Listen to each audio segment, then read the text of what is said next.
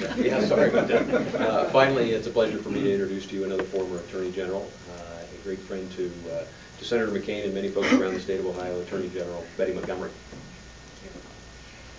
Thank you all for being here. Mayor, if you forgive me, I know that the latest elected position you had was mayor, but if you don't mind, I'm going to harken back to your U.S. Attorney days where I watched in admiration with what you did. And I want to thank you all for being here today. I have to tell you, I know Jennifer Brunner, and I consider her a friend. And I'm saddened by the position she's taken over the last couple of weeks, quite frankly. She ran on a ticket of openness and nonpartisan operation of her office.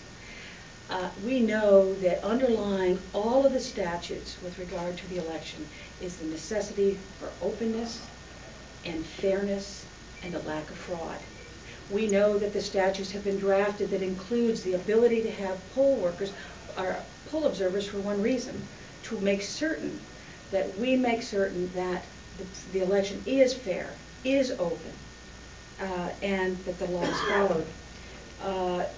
Unfortunately, the opinions that the advisories that she's given out fly in the face of that underlying and fundamental principle of the statutes.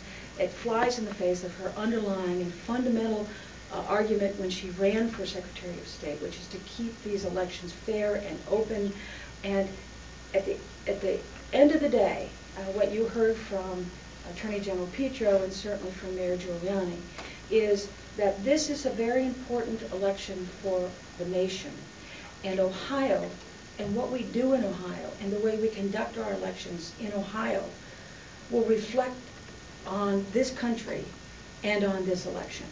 And so to not be able to do poll observer, when you take a look at the statutes, you say at every point where the poll observers have been permitted, we have in this unusual ruling that allows instant voting, instant registration and instant voting, her refusing us to have poll observers.